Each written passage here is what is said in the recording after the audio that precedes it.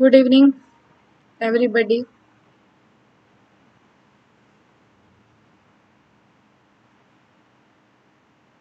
Voice नहीं आ रही? हाँ,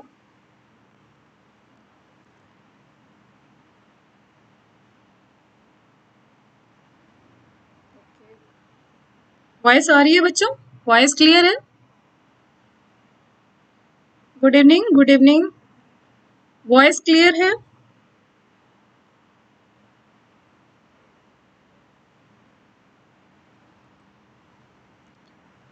uh,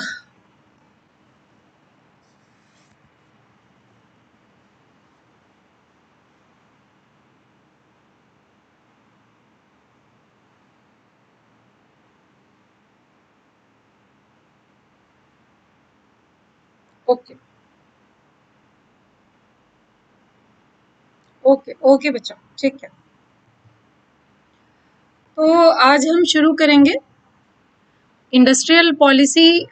जो ऐसी इंडस्ट्रियल पॉलिसी, ऐसी औद्योगिक नीति जिसने पूरे देश की दिशा बदल ली। जैसा इसके बैकग्राउंड में कल आप लोगों से डिस्कस किया था, स्वतंत्रता के बाद से ही, जब से आजादी मिली देश को, तब से ही जो इकोनॉमिक स्ट्रेटेजी रही है भारत के नीति निर्माताओं की, वो तेजी के साथ ग्रो करना, ज्यादा से ज्यादा इकोनॉमिक ग्रोथ अचीव करना, जो आर्थिक वृद्धि है उसको प्राप्त करना, लेकिन साथ ही साथ जो सोशल जस्टिस है, सामाजिक न्याय है, जिसमें इंक्लूसिवनेस की बात की जाती है, यानी जो पिछड़ा वर्ग है, जो वंचित है, जो अंतिम सीढ़ी पर खड़ा हुआ व्यक्ति है, उसको भी विकास के अंतर्गत सम्मिलित किया जाए, जिसको हम इंक्लूसिव डेवलपमेंट कहते हैं। यानी कोई भी व्यक्ति अर्थव्यवस्था में इस विकास की दौड़ में पिछड़ ना जाए, ऐसा उद्देश्य हमेशा से जितनी योजनाएं बनी, जितनी पॉलिसी बनी, एक मूल उद्देश्य हमेशा यही रखा गया कि growth with social justice, inclusiveness, इसको ध्यान में रखते हुए ही सारी प्लानिंग की जाती रही है। उसमें से कितनी अचीव हुई, कितनी नहीं अचीव हुई, वो अलग बात है कि बहुत सारी प्रॉब्लम्स रही, बहुत सारे हर्डल्स रहे, लेकिन ये तो निश्चित है कि जो मूल उद्देश्य रहा है सारी योजनाओं का, वो यही रहा है। तो आज हम डिस्कस करेंगे औद्योगिक नीति 1991।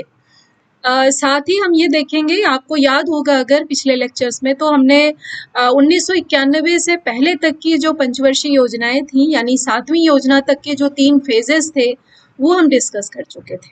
आज हम ये देखेंगे कि जब इंडस्ट्रियल पॉलिसी 1991 आई, तो उसके बाद इस औद्योगिक नीति के आने के बाद से औद्योगिक क्षेत्र पर या मैन्युफैक्चरिंग सेक्टर पर क्या प्रभाव पड़ा, 8वीं योजना में, 9वीं योजना में, 10वीं योजना में, 11वीं योजना में और 12वीं योजना। क्योंकि इसके बाद से, इस पॉलिसी के बाद से फिलहाल अभी तक कोई नई औद्योगिक नीति नहीं आई है, जैसा अभी आपको पिछले लेक्चर में डिस्कस किया था कि ये अंतिम नीति थी अभी तक की, औद्योगिक नीति में ये अंतिम नीति थी। तो इसका जो बैकग्राउंड था वो आपके साथ पहले कल डिस्कस किया था, जिसमें आपको बताया था कि जो लाइसेंसिंग व्यवस्था है, उसकी शुरुआत कर दी गई थी औद्योगिक नीति 1948 से।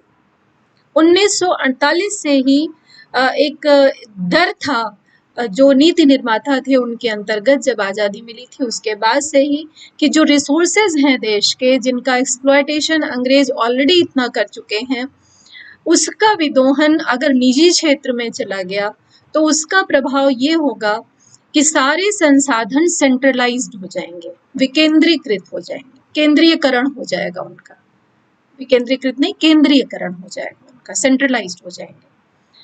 तो जितना ओरिएंटेशन था उस समय वो यही था कि ज्यादा से ज्यादा निजी क्षेत्र पर प्रतिबंध लगाए जाएं।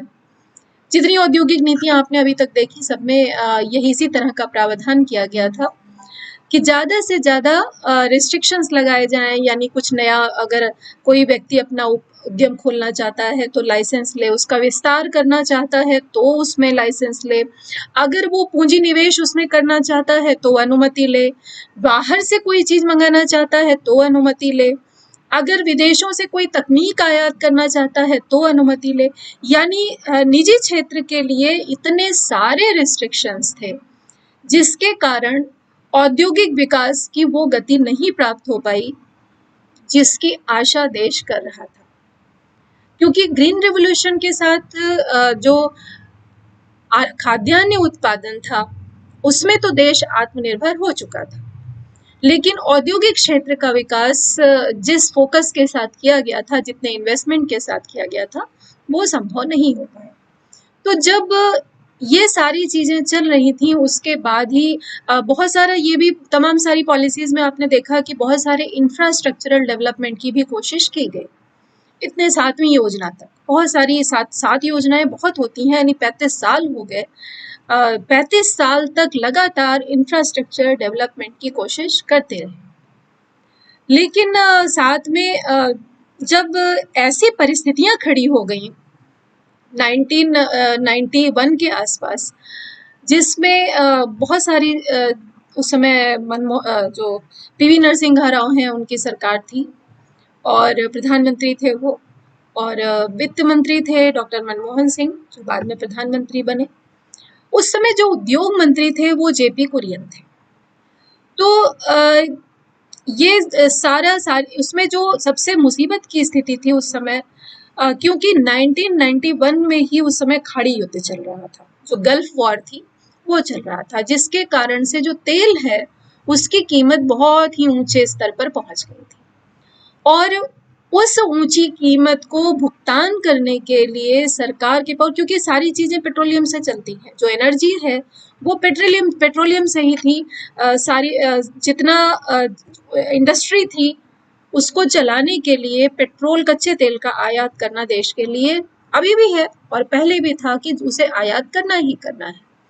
लेकिन जो खाड़ी युद्ध था, उस खाड़ी युद्ध के कारण जो कीमतें थी बहुत तेजी से बढ़ गई थी, जिसकी वजह से सरकार को पहले से ज्यादा पे करना पड़ रहा था, क्योंकि कीमतें जब बढ़ जाएंगी तो जाहिर सी बात है कि भुगतान ज्यादा करना पड़ेगा। तो इतना ज्यादा भुगतान करना पड़ रहा था कि विदेशी मुद्रा के, क्योंकि शायद आपको पता है या नहीं, लेकिन जब पेमेंट करना होता है किसी भी देश को तो उसे या तो डॉलर में करना होता है या फिर उस देश की मुद्रा में करना होता है। ये पहले से तय होता है, समझौतों के आधार पर होता है, और ज्यादातर देश जो भुगतान लेते हैं वो डॉलर में लेते हैं। उसका कारण ये होता है कि जब उनके पास डॉलर इकट्ठा होता है, क्योंकि डॉलर एक इंटरनेशनल करेंसी है, तो ज्यादातर देश जो है वो प्रेफर करते हैं, जैसे भारत को भी अगर कहीं से भुगतान लेना होता है तो रुपए में लेना प्रेफर नहीं करता है, वो डॉलर में लेना प्रेफर करता है। उसका कारण ये है कि जब वो भुगतान करेगा तो उसके पास एक विदेशी मुद्रा का भंडार होगा, और विदेशी मुद्रा में ऐसा नहीं है कि यूरो भी हो, डॉलर भी हो, पाकिस्तान का रुपया भी हो, बांग्लादेश का टका भी हो, जापान का येन भी हो, वो सारी मुद्राओं को भंडार में नहीं रखा जाता।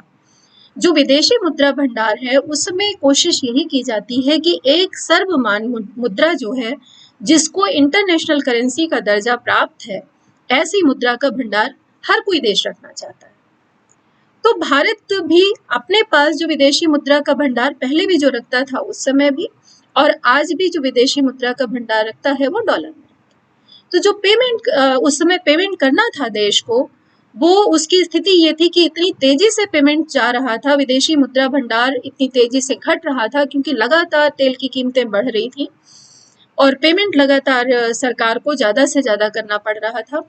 दूसरी समस्या ये थी कि चूंकि तेल इतना महंगा आ रहा था, और हम सब जानते हैं अभी भी जो स्थिति आई थी उसमें कि जब पेट्रोलियम की कीमतें बढ़ती हैं तो देश में मुद्रास्फीति काफी तेजी से बढ़ती है, क्योंकि मुद्रास्फीति या वस्तुओं की कीमतें बहुत हद तक पेट्रोलियम पदार्थों पर डिपेंड करती हैं, क्योंकि इंडस्ट्रियल सेक्टर बहुत ज्यादा यूज करता है पेट्रोलियम पदार्थों को।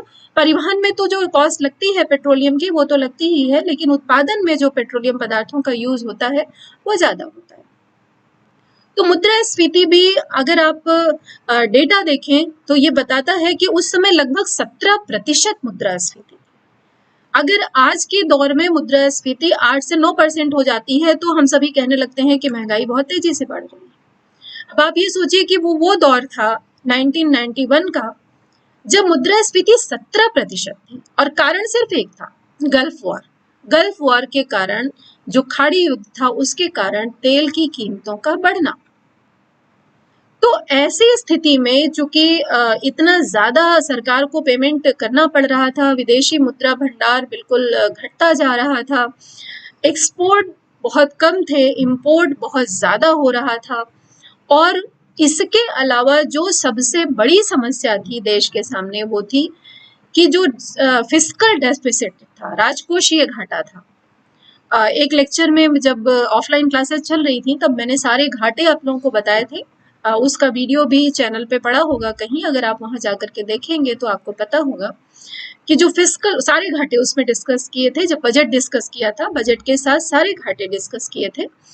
तो जो फिस्कल डेफिसिट है वो जीडीपी का लगभग 8.4%। कहा जाता है कि फिस्कल डेफिसिट किसी भी हालत में 3 से 3.5% से ज्यादा नहीं होना चाहिए। सेम वही सिचुएशन आज के दौर में भी है कोरोना महामारी की वजह से। अभी भी जो फिस्कल डेफिसिट है वो लगभग 9% के आसपास है। तो फिस्कल डेफिसिट सरकार पूरी तरह से कंट्रोल करने की कोशिश करती है, क्योंकि ये देश की बिगड़ती हुई अर्थव्यवस्था का सूचक होता है।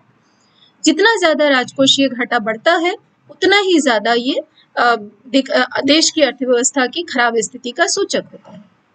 तो उस समय स्थिति ये थी जब ये औद्योगिक नीति आई कि जो राजकोषीय घाटा है वो जीडीपी का 8.4% हो गया। और ये सारे ऐसे बैकग्राउंड थे जिसके कारण जो नीति निर्माता थे वो सोचने के लिए विवश हो गए कि अब कुछ नया करना पड़ेगा। अगर पुराने ढर्रे पर, पुरानी पॉलिसीज के बेसिस पे हम चलते रहे तो देश की स्थिति बहुत खराब हो जाएगी। उसमें सबसे बड़ा कारण जो था वो शायद ये भी था कि जो रिस्ट्रिक्शंस थे, एफडीआईज पर रिस्ट्रिक्शन था, एमएनसीज पर रिस्ट्रिक्शन था, यानी बाहर की कोई कंपनी, आपने जितनी औद्योगिक नीतियां अभी कल पढ़ी हैं सब में यही था कि बाहर से कोई आ नहीं सकता, एफडीआई यहाँ हो नहीं सकती। नतीजा क्या होता? नतीजा यही था कि विदेशी मुद्रा देश में आ ही नहीं सकती, क्योंकि हर विदेशी लेन देन पर एक तरह से रोक थी। तब सरकार को लगा, हालांकि एक ग्लोबलाइजेशन की शुरुआत 85 के दौर में शुरू हो चुकी थी, ग्लोबलाइजेशन की बातें होने लगी थी पूरे विश्व में। उसी समय सरकार को और जो अच्छे अर्थशास्त्री थे उनको ये लगने लगा था कि अब देश को एक नई दिशा की और एक नई नीति की जरूरत है, जो इस बदलते हुए परिवेश में अपने को ढाले और ऐसी स्थिति में लाए देश को कि जिससे उद्योगों के साथ साथ जो बाकी अन्य क्षेत्र हैं उनका विकास भी हो सके, एक कॉम्पिटिटिव एटमॉस्फेयर तैयार हो सके, एक प्रतिस्पर्धा का एक क्षेत्र विकसित हो सके। क्योंकि अगर बाहर से लोगों को आप अलाउ नहीं करेंगे तो अपने देश में जो उद्योग हैं उनके बीच में कोई प्रतियोगिता नहीं है। दूसरी बात ये थी कि आपने औद्योगिक क्षेत्रों के लिए इतने आरक्षण की व्यवस्था कर दी थी कि केवल यही उद्योग, ये इतने सारे उद्योग जो है वो केवल पब्लिक सेक्टर में ही चलेंगे, जो सार्वजनिक क्षेत्र है उन्हीं में चलेंगे, सरकार ही चलाएगी उसको, सार्वजनिक क्षेत्र में चलेंगे। और सार्वजनिक क्षेत्र के जो उद्योग हैं उनकी हालत बहुत ही खराब थी, उत्पादकता बहुत कम थी, यूनियनबाजी बहुत ज्यादा थी, जो कामगार थे वो पूरी तरह से, पूरी इफिशियंसी से काम नहीं करते थे, इन्वेस्टमेंट की स्थिति बहुत खराब थी, सरकार के पास इतना पैसा नहीं था कि वो उसमें ज्यादा से ज्यादा इन्वेस्टमेंट कर सके। तो जब ऐसी स्थितियां थी, निजी क्षेत्र को आप आगे बढ़ने नहीं दे रहे थे और सार्वजनिक क्षेत्र के पास इतनी कुशलता नहीं थी, न सार्वजनिक क्षेत्र के पास, सार्वजनिक क्षेत्र मतलब सरकार के पास इतनी कुशलता नहीं थी कि वो इसको आगे से अच्छे से आगे बढ़ा सके, इतना पैसा नहीं था कि वो अच्छे से इन्वेस्ट कर सके। तो इन सारी बैकग्राउंड में, इन सारी परिस्थितियों में ये पाया गया कि अब हर हालत में एक नई औद्योगिक नीति की आवश्यकता है जो देश को एक नई दिशा दे और नए तरीके से इसको डेवलप करने का काम कर सके। तो आगे चलते हैं और देखते हैं कि इस समय स्थिति क्या थी। उस समय जैसा कल आपको डिस्कस किया था कि लिबरलाइजेशन, प्राइवेटाइजेशन और ग्लोबलाइजेशन। ये तीन शब्द जो हैं पूरे पूरे विश्व में, जब आर्थिक सुधार का हम कभी भी नाम लेते हैं, इकोनॉमिक रिफॉर्म का हम कभी भी नाम लेते हैं, तो इन जनरल शॉर्ट में कह दिया जाता है एलपीजी। एलपीजी मॉडल बेस्ड है नई औद्योगिक नीति या नई इकोनॉमिक पॉलिसी। आर्थिक नीति, औद्योगिक नीति दोनों एक दूसरे के पैरेलल चल रही थी उस समय। तो आर्थिक सुधार लाए गए और आर्थिक सुधारों में सबसे पहले जो एल था, जिसका मतलब था लिबरलाइजेशन या उदारीकरण, उदार बनना। सरकार अपने को उदार बनाए। तो सरकार अपने को कैसे उदार बनाए कि जो कंट्रोल है निजी क्षेत्र पर, जो निजी उद्यम है, जो निजी उद्योगपति हैं, जो प्राइवेट सेक्टर है, उस पे इतने सारे रेस्ट्रिक्शंस लगा रखे हैं, उन सारे रेस्ट्रिक्शंस को कम किया जाए। ये पहला ऑप्शन था। उदारीकरण का मतलब ये होता है, जनरली जो बच्चे इकोनॉमिक्स नहीं पढ़ते हैं वो इन तीनों शब्द में बहुत कंफ्यूज होते हैं। लिबरलाइजेशन किसे कहते हैं, उदारीकरण, निजीकरण, वैश्वीकरण, या वैश्वीकरण को भूमंडलीकरण भी कहते हैं। तो ग्लोबलाइजेशन, एलपीजी के जो फुल फॉर्म है, एल का मतलब लिबरलाइजेशन, पी का मतलब प्राइवेटाइजेशन और जी का मतलब ग्लोबलाइजेशन। इन तीनों के जो मतलब है बिल्कुल क्लियर। लिबरल होना, उदार होना। उदार होने का मतलब है रिस्ट्रिक्शंस को हटाना। किस पे रिस्ट्रिक्शंस को हटाना? अपने देश में जो उद्योग हैं उन पर रिस्ट्रिक्शंस को हटाना। तो ये पहली स्थिति थी उदारीकरण की आर्थिक सुधारों के समय में, जब 1991 में आर्थिक सुधार, फर्स्ट इकोनॉमिक रिफॉर्म जिसे हम कहते हैं, सेकेंड इकोनॉमिक रिफॉर्म बाद में आया, जो फर्स्ट इकोनॉमिक रिफॉर्म आया उसमें सबसे पहला जो स्टेप था वो था उदारीकरण या लिबरलाइजेशन, जिसमें गवर्नमेंट कंट्रोल को, सरकारी नियंत्रण को कम करने की बात की। अभी हम आगे देखेंगे जो 91 की पॉलिसी आई थी उसमें क्या क्या उपाय किए गए इस कंट्रोल को हटाने के। दूसरा था प्राइवेटाइजेशन यानी निजीकरण। तो निजीकरण का मतलब ये था कि जिन क्षेत्रों में प्राइवेट सेक्टर रोल अपना नहीं निभा पा रहा था उसमें उसके रोल को बढ़ाना, यानी बहुत सारी चीजों में प्राइवेट सेक्टर को बढ़ावा देना। इसको कहा गया प्राइवेटाइजेशन या निजीकरण। यानी बहुत सारे जो ऐसे उद्योग थे जिसमें रिस्ट्रिक्शन था कि निजी क्षेत्र इसमें प्रवेश नहीं कर सकता, वो वहां से 1991 के आर्थिक सुधारों के बाद से ये तय किया गया कि निजीकरण, जो ये उद्योग हैं ये निजी क्षेत्र में भी जा सकते हैं और इन पर सरकार का कोई नियंत्रण, एज सच कोई नियंत्रण सीधे सीधे नहीं होगा। तो जो रोल था निजी क्षेत्र का, प्राइवेट सेक्टर का, उसको बढ़ाना प्राइवेटाइजेशन। तीसरा, जैसा नाम से क्लियर है, वैश्वीकरण। वैश्वीकरण या भूमंडलीकरण भी इसको कहते हैं। भूमंडलीकरण का मतलब है कि जो पूरी विश्व है, पूरा विश्व जो वर्ल्ड इकोनॉमी है, उस वर्ल्ड इकोनॉमी के साथ इन भारत की अर्थव्यवस्था को इंटीग्रेट करना, उसके साथ उसको जोड़ना, और उसके साथ जोड़ने के लिए, कॉम्पीट करने के लिए बहुत सारे उपाय किए गए जिसको हम आगे देखेंगे। खास तौर से जो बैलेंस ऑफ पेमेंट अनफेवरेबल था, जो भुगतान संतुलन प्रतिकूल था, जिसका मतलब आपको कल भी बताया था कि भुगतान संतुलन प्रतिकूल होने का मतलब है कि देश निर्यात कम कर रहा था और आयात ज्यादा कर रहा था। इसका मतलब डॉलर में पेमेंट ज्यादा कर रहा था और डॉलर जो बाहर से आ रहा था, विदेशी मुद्रा जो बाहर से आ रही थी, वो बहुत कम थी। तो ये कंडीशन अनफेवरेबल कंडीशन थी। तो अगर वैश्वीकरण को अपनाया जाए, यानी विदेशी, क्योंकि रिस्ट्रिक्शन थे, बाहर से कंपनियां आ नहीं सकती थी, आपके देश में वो व्यापार कर नहीं सकती थी, एक डर जो बना हुआ था ईस्ट इंडिया कंपनी का वो लगातार कंटिन्यू था। इतने सारे डेवलपमेंट के बाद भी, इतनी सारी योजनाएं बीतने के बाद भी जो एक डर था कि अगर एमएनसीज को भारत में आने दिया जाएगा तो एक दिन वही स्थिति फिर दोबारा आ जाएगी। लेकिन उस समय हिम्मत करके जो सरकार थी पीवी नरसिम्हा राव की, उन्होंने और वित्त मंत्री डॉक्टर मनमोहन सिंह ने बहुत हिम्मत करके ये पॉलिसी बनाई, और जो उद्योग राज्य मंत्री थे पीजे कुरियन, उन्होंने लोकसभा में इसे 24 जुलाई 1991 को, कल भी आपके सामने जिक्र किया था कि 24 जुलाई 1991 को इस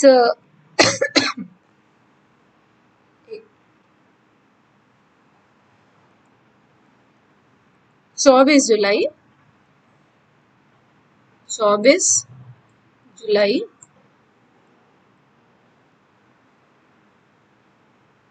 1991, डेट याद रखिएगा। 24 जुलाई 1991 को लोकसभा में पीजे कुरियन ने इस आर्थिक नीति को प्रस्तुत किया। तो अब एक एक करके देखेंगे कि इसमें क्या किया गया। फीचर्स जो थे वो न्यू इकोनॉमिक पॉलिसी के क्या थे, विशेष बात क्या थी, बहुत सारे जो चेंजेस किए गए थे उसमें क्या क्या विशेष बातें थी, ये हम एक एक करके देखेंगे। तो इस इकोनॉमिक पॉलिसी का जो बैकग्राउंड था वो पहला बैकग्राउंड सेम जो आर्थिक सुधार थे, एलपीजी मॉडल था, उसके आधार पर ही जो पहला फीचर था वो था इकोनॉमिक लिबरलाइजेशन का या उदारीकरण का। इसके बाद जो दूसरा था, जो मेन फीचर था वो था प्राइवेट सेक्टर का विस्तार करना, निजी क्षेत्र का विस्तार करना। ये प्राइवेटाइजेशन से रिलेटेड था एलपीजी मॉडल के। और तीसरा, जैसा अभी आपको बताया, अर्थव्यवस्था का भूमंडलीकरण करना, जो भारत की अर्थव्यवस्था है उसको लिंक करना विदेशों के साथ में। जो रिस्ट्रिक्शन लगा रखे थे कि बाहर से कोई आ नहीं सकता, बाहर से कोई तकनीक नहीं आ सकती, अगर तकनीक मंगाई जाएगी तो उसके लिए बहुत सारी प्रोसेस थी, उसके लिए बहुत सारी अनुमति लेनी पड़ती थी। तो ये सारी चीजें जो है वो उसमें रखी गई इस इकोनॉमिक पॉलिसी के बेस में। चौथी जो एक फीचर था इसका वो था अर्थव्यवस्था को पूरी तरह से मॉडर्न बना देना। क्योंकि आपने देखा था कि सातवीं और आठवीं, जो छठी और सातवीं योजना थी, उन दोनों योजनाओं से ही टेक्निकल और कंप्यूटरीकरण था उसकी शुरुआत हो चुकी थी। तकनीकी विकास की बात होने लगी थी क्योंकि उस समय राजीव गांधी की सरकार थी, जो सातवीं योजना थी उस समय, तो उस समय से ही शुरुआत हो चुकी थी। और जो नरसिंह राव की सरकार थी उसका एक उद्देश्य ये था कि उन तकनीकों को इस तरह से यूज किया जाए औद्योगिक क्षेत्र में कि उनको मॉडर्नाइज किया जा सके। जो तमाम सारे उद्योग हैं, तमाम सारी चीजें हैं, उनको मॉडर्नाइज किया जाए।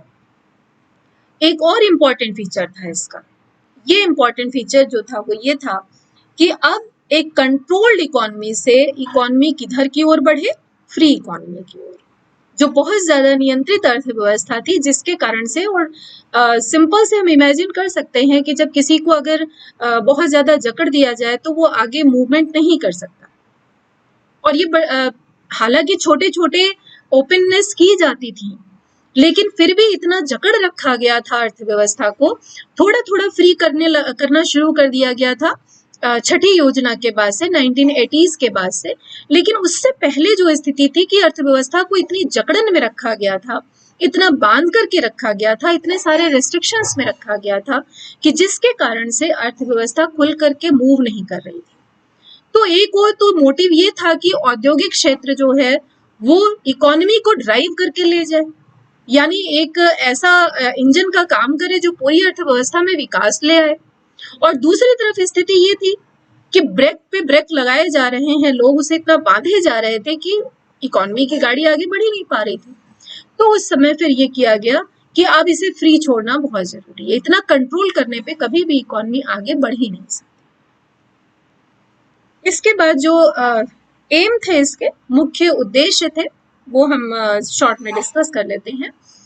मुख्य उद्देश्य जो पहला था वो तो यही था कि अर्थव्यवस्था में जो कॉम्पिटिटिव माहौल है, कॉम्पिटिटिव एनवायरनमेंट है, उसको बढ़ाया जाए, उसको इम्प्रूव किया जाए। साथ साथ जो प्रोडक्टिविटी है वो बढ़ाने की कोशिश की जाए, और जो इफिशियंसी है, जो स्किल है, उसको डेवलप किया जाए, रिसोर्सेज जो हैं उनको अच्छे से यूज किया जाए। और ये तभी हो सकता था, एक चीज ध्यान रखिएगा, यहाँ पर जो ये टर्म है ये बहुत इंपॉर्टेंट है, जिसका जो बेस था इस इकोनॉमिक पॉलिसी का, प्रतिस्पर्धी माहौल तैयार करना, कॉम्पिटिटिव एनवायरनमेंट तैयार करना। इसीलिए सारे उद्योगों को एक दूसरे के साथ वो प्रतियोगिता कर सके, क्योंकि प्राइवेट सेक्टर के साथ अगर सार्वजनिक क्षेत्र के उद्योग अगर कंपटीशन नहीं कर रहे हैं तो उनकी स्थिति खराब होनी ही होनी थी। जैसे आज बैंकिंग व्यवस्था देख लीजिए, जब से जो प्राइवेट बैंक जब आए तो थोड़ा बहुत स्थिति जो है वो सार्वजनिक क्षेत्र के बैंकों की भी सुधरी, नहीं तो स्थिति क्या थी कि सार्वजनिक क्षेत्र के जो बैंक हैं उनका जो वर्किंग एटमॉस्फेयर था वो बहुत ही खराब था। ये हम सब जानते हैं, बहुत अच्छी तरह से हमने उसका अनुभव किया हुआ है। सेम वही स्थिति थी कि अगर आपने तय कर रखा है कि सार्वजनिक क्षेत्र में ये उद्यम केवल सार्वजनिक क्षेत्र में चलेंगे, तो एक तरह से मोनोपोली थी, कोई कंपटीशन नहीं था, जितना काम करें जितना प्रोडक्शन करें सब अच्छा। तो जब तक कंपटीशन नहीं होता है तब तक प्रोडक्टिविटी बढ़ ही नहीं सकती और इफिशियंसी का पूरा यूज नहीं हो सकता, पूरी कुशलता का यूज नहीं हो सकता। जैसे आप लोग सारे यूपीएससी के सारे एस्पिरेंट्स हो, आपको पता है कि अगर लाखों लोग बैठते हैं और आपके अंदर इफिशियंसी है मेहनत करने की, लेकिन अगर आप अकेले एग्जाम में बैठो और अकेले आपको पास करना हो तो क्या होगा? कॉम्पिटिटिव माहौल तो होगा नहीं, तो आप पढ़ाई नहीं करोगे। लेकिन जब ज्यादा संख्या पता है कि अगर मुझे ये एग्जाम क्लियर करना है तो जितनी आपके अंदर इफिशियंसी होगी आप उसको यूज करोगे उस कंपटीशन को विन करने के लिए, उस कंपटीशन को पूरा करने के। तो ये एक मुख्य उद्देश्य था इस इकोनॉमिक पॉलिसी का, जिसमें ये सोचा गया कि जब इसे फ्री इकोनॉमी में हम बदल देंगे तो एक कॉम्पिटिटिव एनवायरनमेंट आ जाएगा, एक प्रतियोगिता का माहौल होगा निजी क्षेत्र में और सार्वजनिक क्षेत्र में, साथ ही साथ केवल अपने देश में नहीं विदेशों से भी जो एमएनसीज आएंगी, विदेशों से जो कंपनियां आएंगी यहाँ पर इस्टेब्लिश होंगी या यहाँ पर व्यापार करेंगी, उनके साथ भी एक प्रतियोगिता का जो एटमॉस्फेयर है, जो एनवायरनमेंट है वो क्रिएट होगा। तो ये तो इसका मेन ऑब्जेक्टिव था। जो अदर ऑब्जेक्टिव्स थे, इसके छोटे छोटे जो ऑब्जेक्टिव्स थे वो थे, जिसमें से सबसे पहला है कि जो इंडियन इकोनॉमी है उसको कैसा बनाना, ग्लोबलाइजेशन के अकॉर्डिंग ऐसे चेंजेस लाना जिससे वो ग्लोबलाइजेशन के सारे पैमाने पर बिल्कुल खरी उतर सके। और चूंकि जैसा बताया कि उस समय मुद्रास्फीति बहुत ज्यादा थी, तो दूसरा उद्देश्य था कि इस तरह से एटमॉस्फेयर तैयार करना कि मुद्रास्फीति की दर जो है वो घट सके, मुद्रास्फीति की दर कम हो और जो भुगतान असंतुलन है, जो बैलेंस ऑफ पेमेंट है, बैलेंस ऑफ पेमेंट आपको बार बार बता रही हूँ कि आयात और निर्यात में जो अंतर है वो बहुत ज्यादा था, इतना ज्यादा इम्बैलेंस हो गया था उस समय कि एक्सपोर्ट जो है वो बिल्कुल ना के बराबर थे और इंपोर्ट बहुत ज्यादा। तो इस इम्बैलेंस को, इस असंतुलन को घटाना, दूर करना, और जिससे जो इकोनॉमिक ग्रोथ है वो तेजी से हो सके और साथ ही साथ जो विदेशी मुद्रा है वो देश में स्टोर हो सके। क्योंकि अगर भुगतान असंतुलन दूर होता है, विदेशी कंपनियां आती हैं भारत में, यहाँ कारोबार करती हैं, तो निश्चित रूप से विदेशी मुद्रा देश में बढ़ेगी। ये एक उद्देश्य था। एक और बहुत इंपॉर्टेंट उद्देश्य था, वो था इकोनॉमिक स्टेबलाइजेशन को पाना, आर्थिक स्थिरीकरण को पाना। क्योंकि इतने उतार चढ़ाव थे, अभी लास्ट में जब मैं इसे खत्म करूंगी तो मैं आपको ग्रोथ का एक ग्राफ दिखाऊंगी, उसमें आप देखेंगे कि इतने अप एंड डाउन से कि कभी ग्रोथ इतनी हो जा रही है, कभी प्रोडक्शन इतना हो जा रहा है, कभी इस उद्योग का उत्पादन बहुत तेजी से बढ़ रहा है, फिर कभी उसका बहुत ज्यादा घट जा रहा है। तो इतना स्टेबलाइजेशन जो था वो बिल्कुल नहीं था इकोनॉमी में। प्राइस कभी बहुत तेजी से बढ़ रहे हैं, प्राइस कभी बहुत तेजी से घट रहे हैं। तो एक अनस्टेबल जो सिचुएशन थी उस समय 90s में, वो 80s के खत्म होते होते उसकी स्थिति इतनी खराब थी कि उसलिए एक ये मेजर ऑब्जेक्टिव था न्यू इकोनॉमिक पॉलिसी का, इकोनॉमिक स्टेबलाइजेशन को प्राप्त करना। दूसरा जो एक ऑब्जेक्टिव था वो ये था कि रेस्ट्रिक्शंस को हटाया जाए। जो गुड्स हैं, सर्विसेज हैं, जो कैपिटल है, ह्यूमन रिसोर्सेज हैं, टेक्नोलॉजी है, इन सबको केवल अपने ही देश में नहीं, इनको बाहर से भी लाना, क्योंकि इन सब पे रिस्ट्रिक्शन था। गुड्स एंड सर्विसेज बाहर से आप नहीं ले सकते थे, उसके लिए तमाम तरह की अनुमतियां आपको लेनी पड़ती थी। जो कंपनियां यहाँ पर थी, जो निजी क्षेत्र था, उसको भी अगर बाहर से कोई तकनीक लानी होती थी, किसी को बाहर से अगर उसे हायर करना होता था, तो उसके लिए भी उसको अनुमति लेनी पड़ती थी। और उस अनुमति के लिए भी तमाम सारे प्रोसीजर ऐसे थे कि अंत में थक कर व्यक्ति ये सोचे कि अरे छोड़ो, कौन फिर इतना करे। तो टेक्नोलॉजी भी अगर बाहर से मंगानी है, उसके लिए भी अनुमति प्राप्त करना, इन सारी चीजों को हटाना तो इस तरह से एक उद्देश्य था इस इकोनॉमिक पॉलिसी का कि जो तमाम रिस्ट्रिक्शंस हैं उनको हटा करके जो इंटरनेशनल फ्लो है, क्योंकि ये ग्लोबलाइजेशन के बहुत करीब बात थी, है ना, अकॉर्डिंग टू ग्लोबलाइजेशन। अगर आप वैश्वीकरण और भूमंडलीकरण की बात कर रहे हैं और अपनी अर्थव्यवस्था को दूसरी अर्थव्यवस्था से जोड़ रहे हैं, उससे एक लिंक बना रहे हैं, तो वहां से कुछ भी आना या अपने देश से वहां को जाना, उसका एक फ्लो तो दोनों में, क्योंकि एक चैनल क्रिएट हो जाता है जब आप दूसरे देशों से आप जुड़ते हो, तो दूसरे देशों से जुड़ने में जो चैनल बनता है, उस चैनल से तमाम चीजें फ्लो करती हैं। उसमें गुड्स एंड सर्विसेज भी फ्लो करती हैं, कैपिटल भी फ्लो करती है। विदेशों से आवश्यकता पड़ने पर आप कैपिटल भी मंगा सकते हो, अपने देश से कैपिटल बाहर भेज सकते हो, ह्यूमन रिसोर्स बाहर से मंगा सकते हो, ह्यूमन रिसोर्स बाहर भेज सकते हो। तो इस चैनल के थ्रू जो इंटरनेशनल फ्लो था, उस फ्लो को बनाना ये एक जरूरी था। इसके बाद जो एक और ऑब्जेक्टिव था वो ये था कि जो रिस्ट्रिक्शंस थे उन रिस्ट्रिक्शंस को कम करना प्राइवेट कंपनीज पर, और उनको सब अर्थव्यवस्था के सभी क्षेत्रों में अनुमति देना कि वो चाहे जिस सेक्टर में चाहे उसमें अपना पार्टिसिपेशन करें, उसमें अपना इन्वेस्टमेंट करें, और अपने जो उत्पादन है उसको वो अगर करना चाहे तो करें। दूसरी बात जो थी, जो सबसे बड़ी समस्या थी देश की, वो ये थी कि पूंजी बाजार नहीं था, कैपिटल मार्केट नहीं था। आप कभी ध्यान दीजिएगा कि सेंसेक्स जैसी कोई चीज नहीं होती थी, ये जो शेयर मार्केट है और इस तरह की कोई चीज नहीं होती थी 91 से पहले। तो देश में पूंजी बाजार को विकसित करना एक प्रमुख उद्देश्य था, जिससे बाहर से पूंजी अपने देश में आ सके। तो ये एक सबसे बहुत मेजर ऑब्जेक्टिव था, इस बात को याद रखिएगा। एक मेजर ऑब्जेक्टिव में इसकी कैलकुलेशन होती है पूंजी बाजार को देश में विकसित करना, क्योंकि भारत में उससे पहले किसी प्रकार का कोई पूंजी बाजार, कैपिटल मार्केट नहीं था।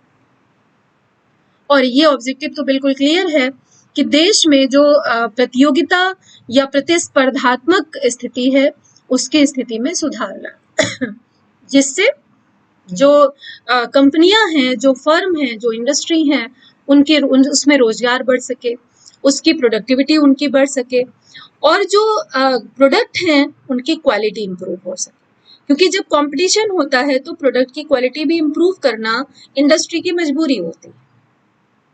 तो अगर जो इकोनॉमिक गड़बड़ियां थी, इकोनॉमिक विकृतियां थी, आर्थिक विकृतियां जिनको कहते हैं, जिसमें बहुत सारी कमियां थी, उन सबको दूर करते हुए एक ऐसा कॉम्पिटिटिव माहौल तैयार करना जिसके कारण देश को फायदा हो सके। इसके बाद जो अगला एम था, ऑब्जेक्टिव था, वो था देश के औद्योगिक विकास में आने वाली समस्याओं को दूर करना। बहुत सारी प्रॉब्लम्स थी, उनको हटाना, जिससे जो ग्रोथ है वो रिस्ट्रिक्टेड ना रह सके। एक प्रॉब्लम ये थी। और एक सबसे बड़ी जो प्रॉब्लम थी देश की, वो थी भ्रष्टाचार, ब्यूरोक्रेसी की का भ्रष्टाचार। किसमें? लाइसेंसिंग में। लाइसेंस देने के लिए निजी कंपनियों में इतना करप्शन था, जिसकी वजह से एक लाल फीताशाही शब्द चल गया था उस समय। लाल फीताशाही के आगे तो देश डेवलप कर ही नहीं सकता।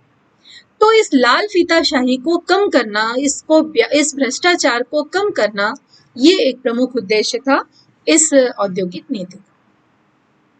और अगला उद्देश्य तो बिल्कुल क्लियर है कि जो देश में उपलब्ध संसाधन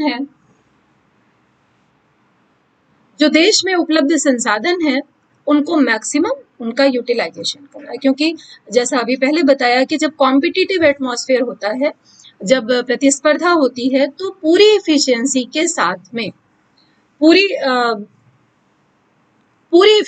के साथ में संसाधनों का उपयोग होता है, जिससे उनका अधिकतम उपयोग संभव हो सकता है। उसके अलावा देश के औद्योगिक जो एंटरप्राइजेज हैं, जो इंडस्ट्रियल अंडरटेकिंग्स हैं, उनकी परफॉर्मेंस को सुधारना, चाहे वो निजी क्षेत्र की हो, चाहे वो सार्वजनिक क्षेत्र की, उनकी उत्पत्ति में, उनके उत्पादन में, उनके प्रोडक्ट की क्वालिटी में, उसके अलावा जो उनकी सर्विसेज हैं उसमें, इन सब में सुधार करना एक ये प्रमुख उद्देश्य था। तो अब ये देखते हैं कि कौन कौन से ऐसे उपाय किए गए। इन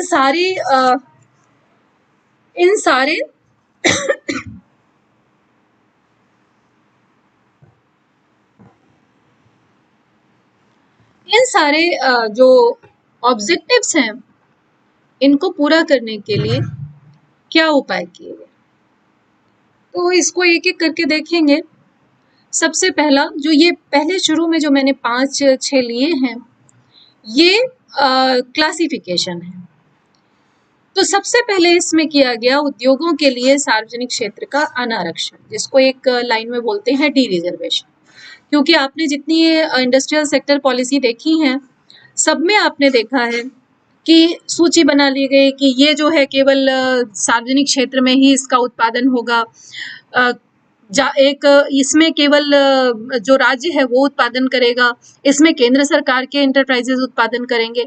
यानी जो पब्लिक सेक्टर के सरकार की जो उद्योग थे उनको उनके लिए आरक्षित कर दिए गए थे तमाम सारे सेक्टर, कि कोल माइन यही उत्पादन करेंगे, जो अस्त्र शस्त्र है उनका उत्पादन यही करेंगे।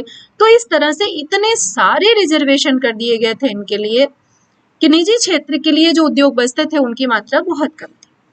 तो सबसे पहला जो स्टेप लिया गया वो यही किया गया कि जो पब्लिक सेक्टर है उसके लिए जो आरक्षित सूची थी ए और बी, अगर आपको याद हो, तो उस ए और बी को खत्म कर दिया गया कि अब इस तरह का किसी प्रकार की कोई सूची नहीं हो।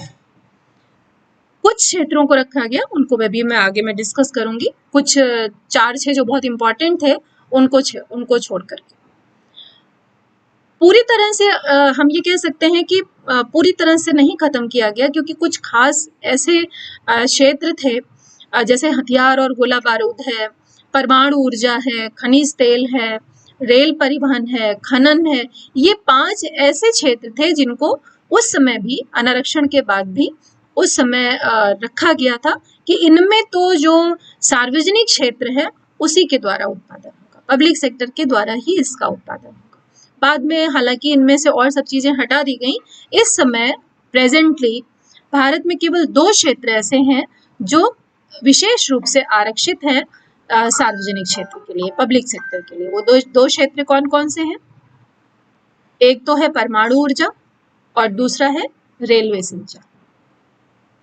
हालांकि अब ऐसा सुनने में आ रहा है रेलवे संचालन, ध्यान रखिएगा, रेलवे का मेंटेनेंस नहीं, दोनों में बहुत अंतर है। एक बार इस तरह पे एक बार क्वेश्चन भी आया है, रेलवे के संचालन में अभी भी सार्वजनिक क्षेत्र की मोनोपोली है, लेकिन रेलवे का, क्योंकि पीपीपी मोड में जैसे कुछ बच्चे पूछ रहे थे कि अरे व्यवस्था तो दे दी गई है या आईआरसीटीसी को, टिकट जो है वो सारा वो आईआरसीटीसी के माध्यम से होता है, सफाई की व्यवस्था आईआरसीटीसी के माध्यम से होती है। तो ध्यान रखिएगा, संचालन की व्यवस्था, रेल के संचालन की व्यवस्था, पूरी की पूरी मैनेजमेंट की व्यवस्था में नहीं कर रही, संचालन की व्यवस्था अभी भी सार्वजनिक क्षेत्र के हाथ में।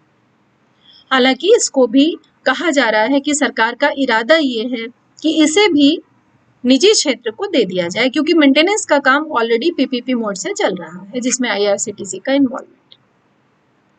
लेकिन अभी फिलहाल परमाणु ऊर्जा और रेलवे संचालन 2 ऐसे क्षेत्र हैं जहां पर सार्वजनिक क्षेत्र के लिए आरक्षण है। बाकी सभी को जो शुरू में उस समय रखे गए थे 91 में, जिसमें खनिज तेल था, खनन था, इसके अलावा जो हथियार और गोला बारूद थे, उसमें प्राइवेट सेक्टर को अनुमति नहीं थी। अब इनको थोड़ा थोड़ा रिस्ट्रिक्शंस के साथ में, थोड़ी थोड़ी शर्तों के साथ में इन सब क्षेत्रों में उनको अनुमति दी जा चुकी है। तो पहली स्थिति थी उद्योगों के लिए सार्वजनिक क्षेत्र का अनारक्षण। दूसरा जो बहुत इंपॉर्टेंट स्टेप लिया गया वो था, इससे पहले जितनी औद्योगिक नीतियां थी उसमें आपने देखा था कि विदेशी फर्मों को और एफडीआई को, यानी विदेशी निवेश को, बिल्कुल रेस्ट्रिक्शन था, कोई एमएनसी देश में एंट्री नहीं कर सकती थी। लेकिन आर्थिक सुधार के दौर में जब ये इकोनॉमिक पॉलिसी आई, तब इसमें क्या किया गया, जो मेजर स्टेप लिया गया उसमें क्या किया गया, विदेशी फर्मों को और विदेशी निवेश को प्रवेश की अनुमति दे दी गई देश में। बहुत आलोचना भी हुई इस बात की कि इस तरह की पॉलिसी लाई जा रही है कि देश गुलाम हो जाएगा और फिर से देश जो है वो ईस्ट इंडिया कंपनी जैसे एक जाल में फंस जाएगा और धीरे धीरे एमएनसीज आएंगी, पूरे देश पे कब्जा कर लेंगी। तो ये सारी चीजें उस समय चलती रही, लेकिन उसके बावजूद, इतने विरोधों के बावजूद भी जो नरसिंहा राव की सरकार थी उसने इस पॉलिसी को लागू किया और 30 साल बीत जाने के बाद भी जो स्थिति है देश की वो सबके सामने है कि उस पॉलिसी से बहुत फायदा हुआ देश को, और देश की स्थिति ये हो गई कि अगर जरूरत पड़ती है तो अब भारत, जहां पर विदेशी मुद्रा भंडार की स्थिति ये थी 91 में कि वो बिल्कुल स्थिति ये आ गई थी कि देश का सोना बाहर गिरवी रखना पड़ेगा, वहां पर स्थिति आई कि अब अगर IMF का जरूरत पड़ती है तो भारत उसको धन की व्यवस्था उसके लिए करता है, उसको लोन देता है। तो ये बहुत एक मेजर चेंज था 30 साल में, हम देख सकते हैं कि एक बहुत बड़ा चेंज है हमारे देश की अर्थव्यवस्था के लिए। तो अगला स्टेप जो लिया गया था वो लाइसेंस की समाप्ति, जिसको हम पहले ही डिस्कस कर चुके हैं कि जो लाइसेंस प्रथा थी कि हर काम के लिए लाइसेंस लेना, उद्योग शुरू करना है तो लाइसेंस लेना, उद्योगों का विस्तार करना है तो लाइसेंस लेना, तो हर चीज के लिए जो ये एक लाइसेंसिंग व्यवस्था थी उसको पूरी तरह से खत्म कर दिया गया। कोशिश ये की गई कि कुछ ऐसे थे उद्योग जिनको छोड़कर, ऐसा नहीं कि क्योंकि अगर सबको छोड़ दिया गया, बिल्कुल फ्री कर दिया गया, तो ऐसे में तो फिर समस्या खड़ी हो जाएगी। तो केवल 4 क्षेत्र ऐसे हैं जहां पर औद्योगिक लाइसेंस की जरूरत पड़ती है, और ये 4 क्षेत्र कौन कौन से हैं? एक तो एरोस्पेस है, एरोस्पेस हवाई क्षेत्र। रक्षा संबंधी जो इलेक्ट्रॉनिक्स है उसमें अभी भी अनुमति है उत्पादन की, लेकिन लाइसेंस लेने की जरूरत पड़ती है। जो बहुत खतरनाक केमिकल्स हैं, है ना, बहुत डेंजरस केमिकल्स हैं। खतरनाक केमिकल्स कौन से हुए? जैसे गन पाउडर है, और कुछ सारे विस्फोटक होते हैं, है ना, जो विस्फोट, जैसे मान लो पहाड़ पे कहीं विस्फोट करना है, वहां उसको तोड़ना है। इसके अलावा कोयले की खानों में विस्फोट करके उसको निकाला जाता है। तो ये विस्फोट करने के लिए, जिसको हम औद्योगिक विस्फोटक कहते हैं, इंडस्ट्रियल एक्सप्लोजन कहते हैं, उसके लिए जो खतरनाक केमिकल्स थे उसका उत्पादन की अनुमति है, लेकिन लाइसेंस लेना पड़ता है, सरकार की अनुमति लेनी पड़ती है।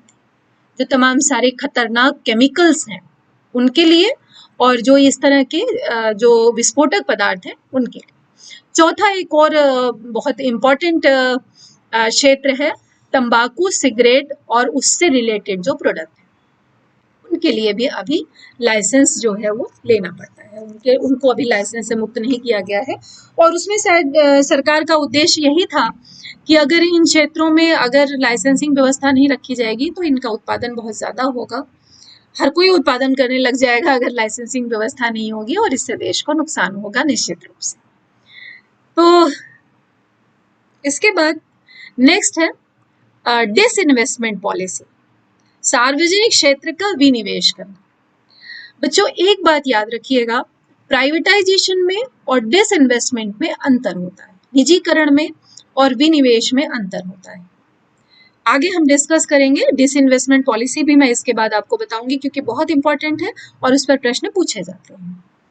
तो सार्वजनिक क्षेत्र का विनिवेश करना, डिसइन्वेस्टमेंट करना, ये पॉलिसी इंट्रोड्यूस की गई थी सबसे पहली बार।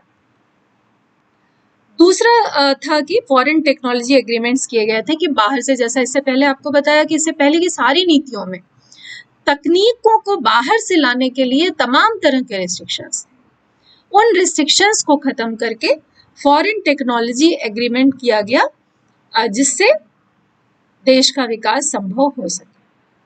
और MRTP एक्ट में बहुत ज्यादा संशोधन किया गया। MRTP एक्ट को पूरी तरह से बदल दिया गया, क्योंकि पहले उसमें आपको याद हो, अगर MRTP एक्ट मैंने बताया था कि पहले 25 करोड़ उसकी लिमिट रखी गई, फिर उसे अगली जब थोड़ा सा लिबरलाइज किया गया तो 50 करोड़ रखी गई, फिर जब 85-86 आया तो उसमें 100 करोड़ कर दी गई। लेकिन 91 की जो पॉलिसी आई, इसमें 100 करोड़ की लिमिट को हटा दिया, किसी तरह की कोई लिमिट नहीं रखी गई। MRTP एक्ट में जो सबसे बड़ा अमेंडमेंट किया गया था वो ये किया गया था कि इसमें जो लिमिट थी 100 करोड़ रुपए की, उसे हटा दिया गया। एक और आपको ये बताया था फेरा, अगर आपको याद हो, फॉरेन एक्सचेंज से रिलेटेड रेगुलेटरी एक्ट जो था, इसको रिप्लेस कर दिया गया फेमा से, फॉरेन एक्सचेंज मैनेजमेंट एक्ट में इसे चेंज कर दिया गया। जो चेंजेस किए गए वो आपको आगे बताऊंगी। दूसरा जो बहुत इंपॉर्टेंट बात थी वो ये थी कि निजी क्षेत्र के उद्योगों पर एक कंपल्शन था, फेज वाइज उनको अपना विस्तार करना पड़ता था। ऐसा नहीं है कि वो जहां चाहे, जैसे चाहे, जब चाहे वो अपना एक्सपेंशन कर सकते हैं। फेज वाइज डेवलपमेंट जो है, फेज वाइज जो प्रोडक्शन था वो बहुत ज्यादा चलन में था, उसको हटाया गया क्योंकि उससे निजी क्षेत्र को बहुत समस्या होती थी कि मार्केट में डिमांड अगर किसी चीज की है और कोई उद्योग अगर चाहे उसके अकॉर्डिंग तुरंत अपना एक्सपेंशन करना, तो वो नहीं कर सकता था। तो ये जो फेज्ड प्रोडक्शन था, इसको हटा दिया। दूसरे कुछ और इम्पोर्टेंट जो मेजर थे लिबरलाइजेशन के, वो और इसमें इंक्लूड किए गए। जैसे एक सबसे इम्पोर्टेंट था लोकेशन का,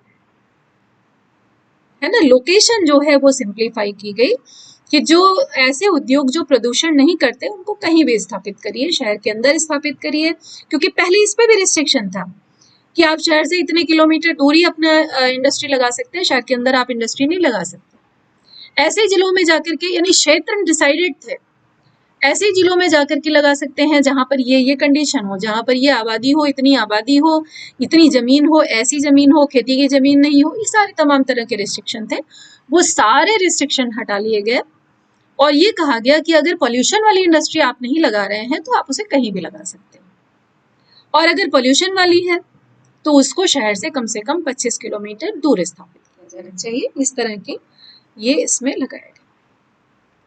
अब हम अर्थव्यवस्था में ये देखेंगे कि जो लिबरलाइजेशन, प्राइवेटाइजेशन और ग्लोबलाइजेशन को सपोर्ट करने वाले स्टेप्स थे वो कौन कौन से थे, और ऐसे कौन कौन से स्टेप्स लिए गए जिनके थ्रू ये जो उद्देश्य थे लिबरलाइजेशन का, यानी उदारीकरण का, निजीकरण का और भूमंडलीकरण का, वो कैसे पाए।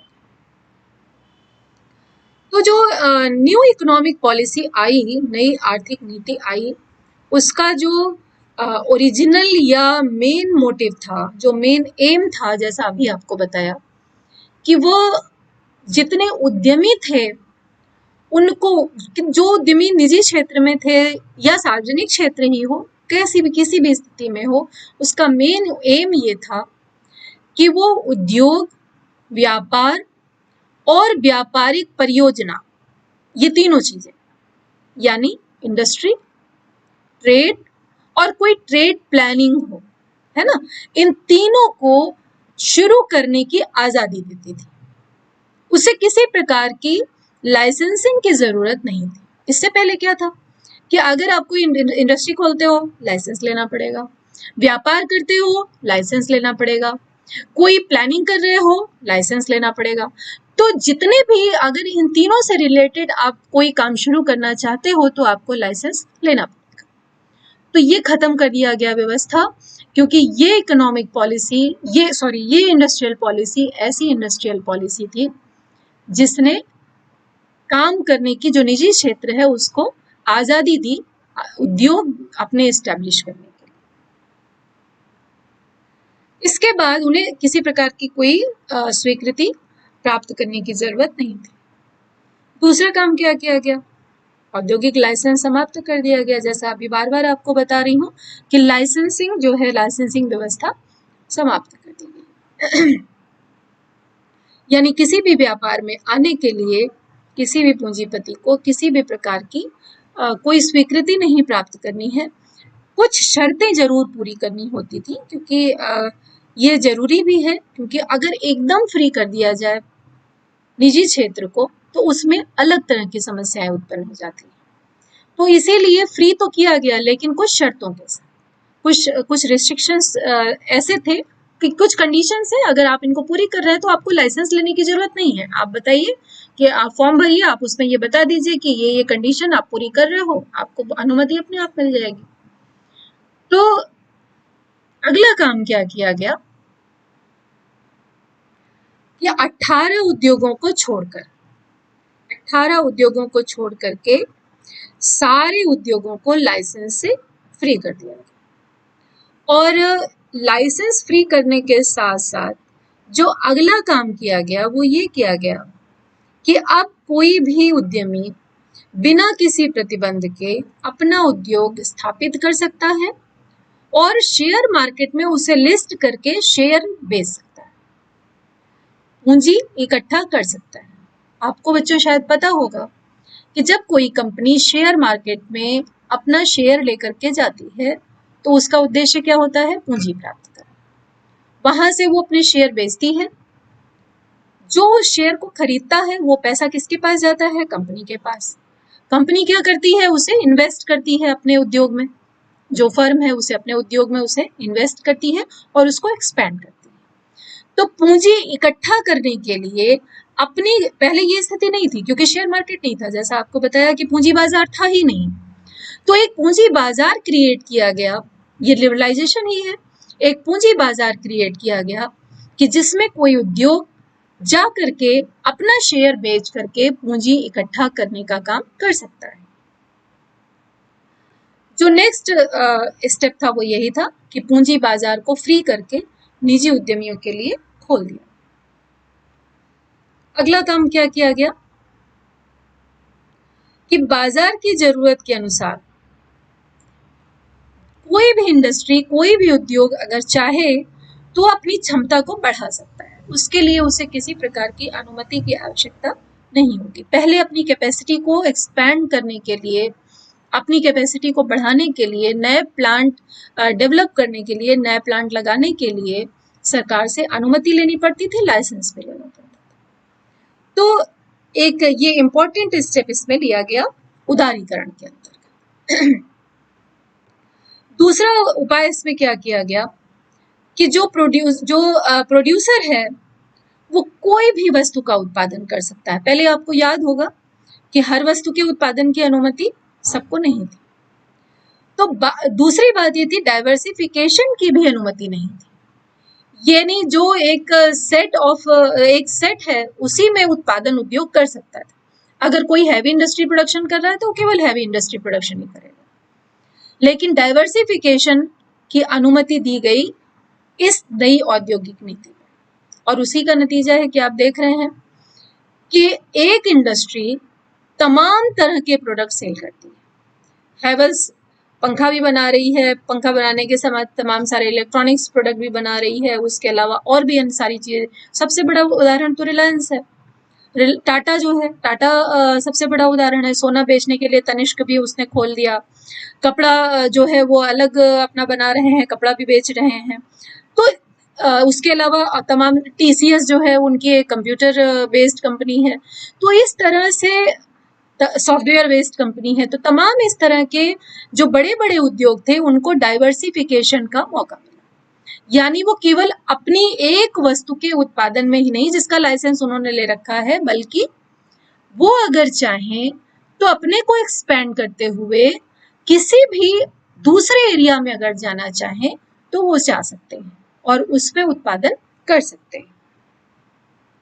इसके बाद अगला था कि उद्योग खुले बाजार से विदेशी विनिमय खरीदने के लिए स्वतंत्र।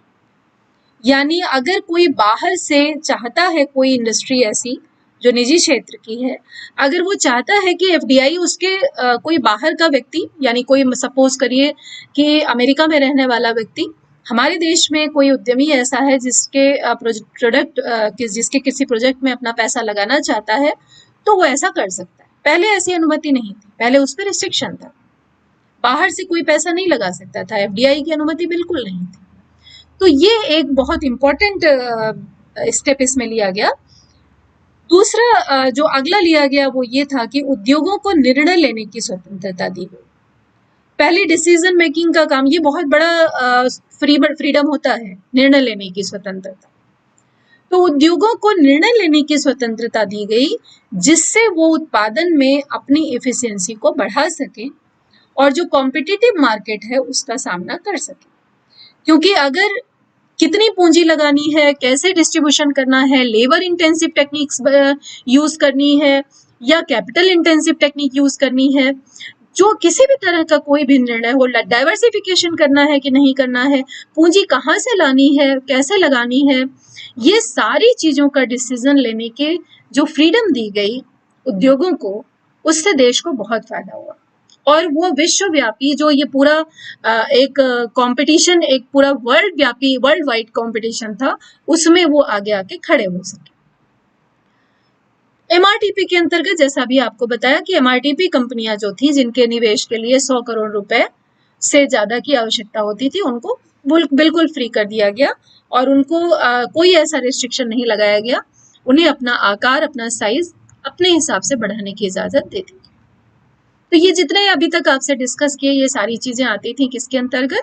लिबरलाइजेशन के अंतर्गत। निजीकरण को सपोर्ट करने वाले जो स्टेप्स लिए गए,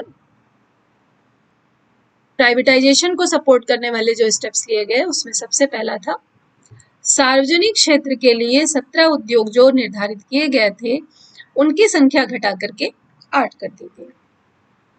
बाद में जैसा अभी आपको बताया कि ये 8 में से घट के अब केवल 2 रह गए हैं।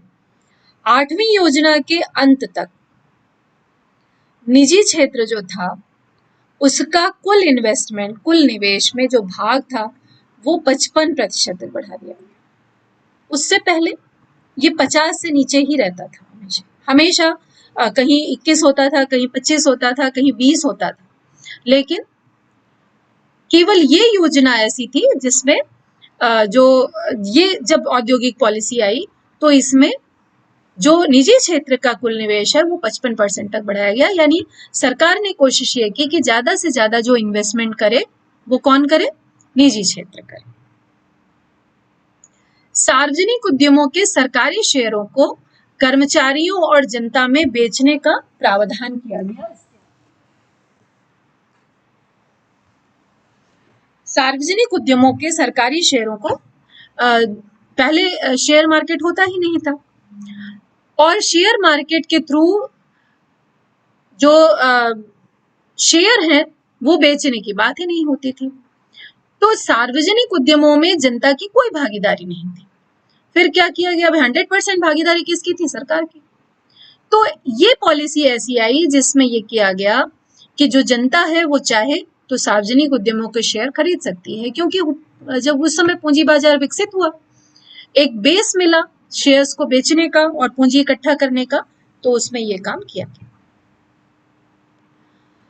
जो अगला काम किया गया था वो था निजी क्षेत्र के उद्यमियों को राष्ट्रीय वित्तीय संस्थाओं की ओर से जो इंस्टीट्यूशनल क्रेडिट है वो प्रोवाइड कराने का काम किया गया। पहले ये नहीं होता था। जो नेशनल लेवल के फाइनेंशियल इंस्टीट्यूशंस एस्टेब्लिश किए गए थे, जैसे आईडीबीआई है या इंडस्ट्रियल सेक्टर को फाइनेंस प्रोवाइड करने वाली जो वित्तीय संस्थाएं थी, वो निजी क्षेत्र को सपोर्ट नहीं करती थी। केवल सार्वजनिक क्षेत्र के जो उद्यम थे उन्हीं को वो तमाम तरह के ऋण प्रोवाइड करने का काम करती थी। लेकिन इस औद्योगिक नीति में ये प्रोवाइड किया गया कि नहीं, ऐसा नहीं है, निजी क्षेत्र के उद्यमियों को भी इसमें सहायता मिली। अगले स्टेप हम देखेंगे जो ग्लोबलाइजेशन को सपोर्ट करने वाले थे इस नीति के अंतर्गत। क्या किया गया इसमें जो हाईटेक इंडस्ट्री थी या ऐसी इंडस्ट्री थी जिसमें ज्यादा से ज्यादा इन्वेस्टमेंट होना चाहिए था, भारी उद्योग जिनको कहते हैं, उनकी एक लिस्ट तैयार कर ली। और इसमें ये क्या कहा गया कि इसमें एफडीआई जो है वो 51% तक हो सकता है, उसमें कोई समस्या नहीं है, जो ज्यादा डेवलप टेक्नोलॉजी की जिसमें जरूरत है। और इसका उद्देश्य वही था कि अगर विदेशी तकनीक आती है भारत में तो उससे देश को फायदा होगा, इंडस्ट्रियल सेक्टर को फायदा। तो ये ग्लोबलाइजेशन से जोड़ने का एक तरीका था। उसमें विदेशी निवेश को प्रोत्साहन देने की बात की गई। दूसरा काम ये किया गया था कि जो रुपया था उसको 1991 में 20% तक उसको डिवैल्यूएट कर दिया गया। मुद्रा का अवमूल्यन क्या होता है? एक लेक्चर में बहुत पहले जब शुरू किया था तब ये बताया था कि मुद्रा का अवमूल्यन क्या है, कि दूसरे देश की मुद्रा, क्योंकि हम जानते हैं कि एक देश की मुद्रा को कन्वर्ट किया जाता है दूसरे देश की मुद्रा में। तो जब जैसे हम रुपए की वैल्यू मापते हैं तो हम कहते हैं कि 1 रुपया जो है वो $80 के बराबर है या 1 रुपया 90 यूरो के बराबर है ना। परचेजिंग पावर से तय होता है ये जो मुद्रा का मूल्य है अंतरराष्ट्रीय मुद्रा दूसरी किसी मुद्रा के समकक्ष में। तो एक देश की मुद्रा को दूसरे देश की मुद्रा में मापना, नंबर 1 बात। तो अगर ये जो जो एक देश की मुद्रा दूसरे देश की मुद्रा में कन्वर्ट होती है, वो एक रेट के आधार पर होती है, जिसको हम कहते हैं विनिमय दर या एक्सचेंज रेट। तो एक्सचेंज रेट या विनिमय दर के आधार पर मुद्रा का मूल्य तय होता रहता है। ये मार्केट ओरिएंटेड होती है।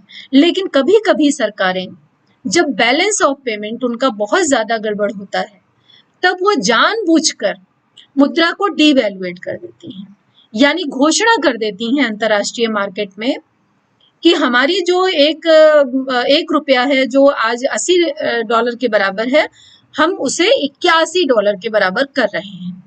$81 के बराबर करने का मतलब क्या हुआ कि अब जो देश की मुद्रा है उसकी कीमत घट गई, डिवैल्यूएट हो गई, यानी एक रुपया जो है अब $81 के बदले मिला, यानी $1 के बदले में ज्यादा रुपया मिलेगा।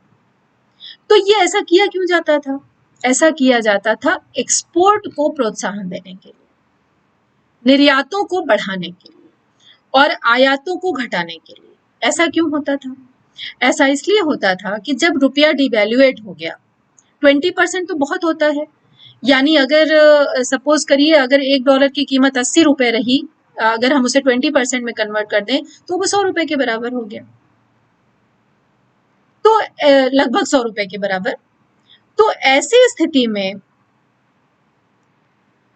जब इतना बड़ा मार्जिन क्रिएट हो जाता है, अगर कोई निर्यात करना चाहे, इंपोर्ट करना चाहे, तो होगा क्या कि जो बाहर से जो सामान खरीदेगा उसको अब कम डॉलर देने पड़ेंगे। मान लो जैसे यहाँ से जो प्रोडक्ट है जिसकी कीमत ₹100 थी, और अगर वहां उसे कोई पे करता तो कितना करता? जब $80 था तो $1.2, सपोज करो $1.2 उसे पेमेंट करना होता। लेकिन जब उसको डिवैल्यूएट कर दिया गया और उसकी कीमत 100 के बराबर कर दी गई, तो अब उसे कितना पेमेंट करना पड़ेगा? $1 के बराबर। यानी वहां उसे जो पेमेंट करना है, डॉलर की कीमत तो बढ़ गई, तो वहां उसे जो पेमेंट करना है वो अब कम करना पड़ेगा। इसलिए इंपोर्ट कहते हैं कि वो बढ़ेगा और एक्सपोर्ट जो है वो हतोत्साहित होगा। हतोत्साहित क्यों होगा? एक्सपोर्ट क्यों कम होगा? क्योंकि अगर हम कोई चीज बाहर से मंगा रहे हैं, इंपोर्ट क्यों हतोत्साहित होगा? क्योंकि अगर हम बाहर से कोई चीज मंगा रहे हैं तो अब हमें $1 के बदले, जहां हम पहले ₹80 पे करते थे, अब हमें ₹100 पे करने पड़ेंगे, तो हम बाहर से चीजें कम मंगाएंगे। तो एक्सपोर्ट बढ़ेगा और इंपोर्ट घटेगा। बैकग्राउंड क्या था? भुगतान संतुलन की समस्या, 1991। तो ग्लोबलाइजेशन में एक मेजर स्टेप ये था कि इन्होंने क्या किया कि देश की मुद्रा का अवमूल्यन कर दिया 20% के बराबर। और क्या किया? विदेशी तकनीकी जो समझौतों के संबंध में इन्होंने क्या किया कि उद्योगों को 1 करोड़ रुपए तक की फैसिलिटी दे दी कि आपको ये अपने आप इसकी स्वीकृति है, आपको हमसे कुछ पूछने की जरूरत नहीं है। अगर 1 करोड़ रुपए तक की आप टेक्निकल कोई समझौता करते हैं, एग्रीमेंट करते हैं, तो आप मान के चलिए कि उसकी स्वीकृति आपको है, उसके लिए आपको अलग से कुछ पूछने की जरूरत नहीं है। अगला स्टेप क्या लिया गया? भारतीय अर्थव्यवस्था को ग्लोबलाइज इकोनॉमी के साथ जोड़ने के लिए जो रुपया था उसे परिवर्तनीय बना दिया गया। उसे क्या किया? कन्वर्ट। अब पहले इसे समझ लेते हैं, क्योंकि मुझे नहीं लगता है कि आपने मुद्रा की परिवर्तनीयता पढ़ी है। कन्वर्टिबिलिटी ऑफ रूपीज, ये क्या होती है? मुद्रा की परिवर्तनीयता या कन्वर्टिबिलिटी ऑफ मनी, चाहे वो रुपया हो या कोई भी हो, मुद्रा की परिवर्तनीयता का तात्पर्य है जब किसी चीज को कन्वर्टेबल करते हैं ना, देखो कई सारी चीजें कन्वर्टेबल होती हैं। सबसे पहला जो स्टेप लिया गया था वो मुद्रा के लिए गया था, रुपए को पूर्ण परिवर्तनीय बना दिया गया। इसमें क्या किया गया? मुद्रा की परिवर्तनीयता का मतलब एक ऐसी व्यवस्था से है, एक ऐसे सिस्टम से है जिसमें एक देश की मुद्रा विदेशी मुद्रा में परिवर्तित हो जाती है। पहले जो स्थिति थी उसमें 60-40 का रेशियो था, केवल 60% मुद्रा ही परिवर्तनीयता थी उसमें, तो एक्सपोर्ट इंपोर्ट में प्रॉब्लम होती थी। तो इन्होंने क्या किया? पूरा कन्वर्टेबल कर दिया, पूर्ण परिवर्तनीयता कर दिया, है ना। जो 1994 के बाद से खासतौर से जो बजटरी सिस्टम लाया गया उसमें क्या किया कि भारतीय रुपया जो है वो चालू खाता मतलब करंट अकाउंट, जो गवर्नमेंट का करंट अकाउंट है, चालू खाते के लेन देन से पूरी तरह से कन्वर्टेबल कर दिया गया, उसे पूरी तरह से उसे परिवर्तनीय कर दिया गया दूसरे देश के। इसे भी समझ लेते हैं कि ये चालू खाता परिवर्तनीयता क्या होती है ना, क्योंकि मुद्रा की परिवर्तनीयता अगर आप समझ रहे हैं तो इससे आपको चालू खाते की परिवर्तनीयता भी आनी चाहिए। जो करंट अकाउंट कन्वर्टिबिलिटी है, उसका मतलब है कि जो मुद्रा है वो अगर दूसरे देश में जाती है, सीमा के पार, बाउंड्री के बाहर जाती है, तो उस पर किसी प्रकार का कोई प्रतिबंध नहीं है। पहले प्रतिबंध था 60-40 का, अब किसी प्रकार का कोई प्रतिबंध नहीं, 100% कन्वर्टेबल है ना। पूरी तरह से उसे करंट अकाउंट से मुद्रा कहीं भी इधर से उधर जा सकती है। और जो करंट अकाउंट है ये रिलेटेड है किससे, एक तो सर्विसेज से, जो इंटरनेशनल पेमेंट्स है उनसे, पूंजी खाते और दो तरह की परिवर्तनीयता होती है मुद्रा की, एक चालू खाते से और एक पूंजी खाते, क्योंकि सरकार के पास दो ही खाते होते हैं, एक चालू खाता और एक पूंजी खाता पेमेंट करने के लिए। तो पूंजी खाते के परिवर्तनीयता का मतलब है कि यदि कोई निवेशक, कोई इन्वेस्टर, जैसे कोई सपोज करो कोई इंडियन है और वो विदेश में कोई संपत्ति खरीदना चाहता है, तो उसको अपनी सरकार से उसके रुपए को विदेशी मुद्रा में परिवर्तित करना पड़ेगा। बाहर अगर हम जाते हैं तो हम क्या करते हैं, बाहर जाएंगे तो हम अपना रुपया तो खर्च कर नहीं सकते, तो हम क्या करते हैं, स्टेट बैंक में जाते हैं या किसी ऐसे बैंक में जाते हैं जिसे सरकार ने अधिकृत कर रखा है, और वहां से हम क्या करते हैं, रुपए को कन्वर्ट कर देते हैं किसमें, उस देश की मुद्रा में जहां हम जा रहे हैं, या डॉलर, क्योंकि डॉलर हर जगह लिया जाता है। तो इसी तरह से सपोज करो अगर विदेश में कोई संपत्ति खरीदनी है तो उसको अपनी सरकार से जो रुपया है उसको विदेशी मुद्रा में परिवर्तित करवाना पड़ेगा। अब यदि सरकार रुपए को विदेशी मुद्रा में परिवर्तित करती तब तो वो विदेश में संपत्ति खरीद सकता है, नहीं तो नहीं खरीद सकता। तो ये परिवर्तनीयता कहलाती है पूंजी खाते की परिवर्तनीयता, है ना, क्योंकि वो रिलेटेड किससे है, संपत्ति से। और चालू खाते में क्या होता है, चालू खाते में किसी भी सेवा के लेन देन के लिए, किसी भी तरह के अन्य लेन देन के लिए, एसेट क्रिएशन के नहीं, एसेट क्रिएशन के लिए था तो वो पूंजी खाते की परिवर्तनीयता है। तो कुल मिलाकर बात यह है कि एक देश की मुद्रा को दूसरी देश की मुद्रा में बदलना, एक देश की मुद्रा को दूसरी देश की मुद्रा में सीमा के बाहर लाने ले जाने में किसी प्रकार का कोई प्रतिबंध न हो, इसी को हम कहते हैं परिवर्तनीयता। तो आगे चलते हैं। 1993 में सरकार ने क्या किया, एक इंटीग्रेटेड मार्केट व्यवस्था निर्धारित की कि जिसपे जो एक्सचेंज रेट है वो फिक्स्ड रेट हो। हालांकि बाद में इसमें परिवर्तन, फिक्स्ड रेट मतलब एक विनिमय दर तय कर दी कि एक देश की मुद्रा दूसरे देश की मुद्रा में, जो एक हमारे देश की मुद्रा यानी रुपया जो है वो डॉलर में एक फिक्स्ड रेट पर चेंज हो सकता है।